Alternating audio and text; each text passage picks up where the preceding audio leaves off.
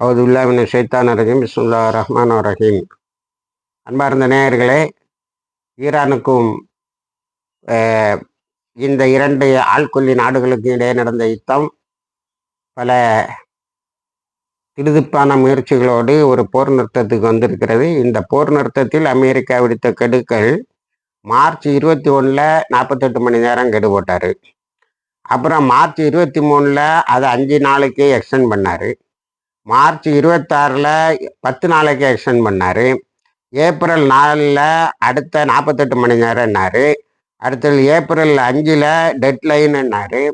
இப்போ ஈரானுடைய எல்லா நிபந்தனைகளையும் ஒத்துக்கொண்டு ஈரானுக்கு ஒரு அப்சல்யூட் விக்டரியை கையில் கொடுத்து ஒரு போர் நிறுத்தத்தை பெற்றுக்கொண்டு இருக்கிறார். இதில் என்னன்னா, இவர் இந்த சிவிலைசேஷனை அழிச்சிருவோம்னு சொன்னது ஒரு பெரிய விவாதத்தை உலகெங்கும் கிளம்பி இருக்கிறது. அதில் ஈரானுடைய ஐஆர்ஜிசி கொடுத்த அறிக்கை எல்லாருடைய மனதையும் கவருகிறது. அது என்னன்னா, நாங்கள் 7000 வருஷத்து சிவிலைசேஷனை கொண்டவங்க, ஒன்றை போல 300 வருஷத்து நாகரிகத்தை மட்டும் கொண்டவர்கள் அல்ல.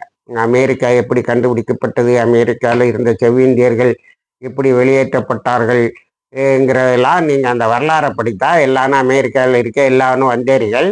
அதில் இந்த டிஃபென்ஸ் செக்ரட்டரி இருக்கான் பாருங்க, அவன் பிறக்கும் போதே அவன் அப்பனும் தாயாரும் அவன் அப்பனும் அம்மையும் அமெரிக்கானுடைய சிட்டிசன் இல்லை. நேற்று அதை ஹீஸ் அ நான் சிட்டிசன் அப்படின்னு சொல்லி பார்லமெண்ட்ல பேசி அவன் மேலே கொண்டு வந்த நம்பிக்கையில்லா தீர்மானத்தில் அதை ரொம்ப அழகா போட்டுட்டு காட்டி விட்டார்கள் டெமோக்ராட்ஸ், ஜனநாயக கட்சிக்காரர்கள்.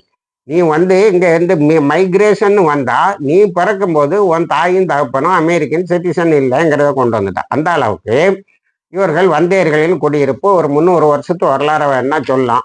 எப்படி வாஷிங்டன் அங்கே இருந்த செவ்விந்தியர்களை வெளியேற்றி விட்டு அங்கே கொஞ்சம் கிறிஸ்தவர்களை குடியமர்த்தி, அதுவும் லண்டன்ல இருந்து பெர்சிக்யூஷன் தாங்க முடியாமல் வந்தவங்க.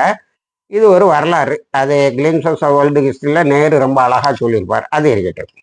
அடுத்தால இந்த 7000 வருஷம் சிவிலைசேஷன்ல அலெக்சாண்டரை பார்த்துருக்கோம், மங்கோலிய தார்தாரிஸை பார்த்துருக்கோம். மங்கோலிய தார்தாரிஸ்ட ஒரு பெரிய வரலாறு இருக்கிறது. அது என்னவென்று சொன்னால், முஸ்லிம்களின் மண்டை ஓடுகளால் நாங்கள் மனாரைகளை எழுப்புவோம் என்று புகுந்தவர்கள் 25 வருஷத்துல கடைசி மங்கோலியம் வரைக்கும் முஸ்லீம் ஆயிட்டான்.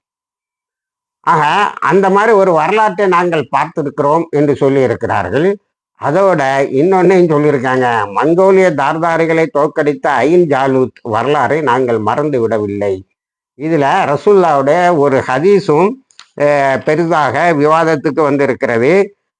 ஒரு நாள் பெருமானார் ஸல்லல்லாஹு அலைஹி வஸல்லம் அவர்கள், புகாரி முஸ்லீம் எல்லாத்துலையும் இடம்பெற்றிருக்கு, பெருமானார் ஸல்லல்லாஹு அலைஹி வஸல்லம் அவர்கள் இடம் நாங்கள் கேள்வி கேட்டோம், முஸ்லீம்கள் எங்கெல்லாம் வெற்றி பெறுவாங்கன்னு. ரசூல்லா என்ன செய்தாங்க, டக்குன்னு சல்மான் அல் ஃபாரிசினோட தோளில் கையை போட்டுட்டு, அவர் பாரசீகர், இவரும் பாரசீகன்தான், பாரசீகர்கள் தோலை போட்டுட்டு அறிவு எங்கே இருந்தாலும் அதை இவர்கள் கண்டுபிடித்து விடுவார்கள் பாரசீகர்கள். அதை அறிவுங்கிறாங்க சிலர் ஈமானுங்கிறாங்க.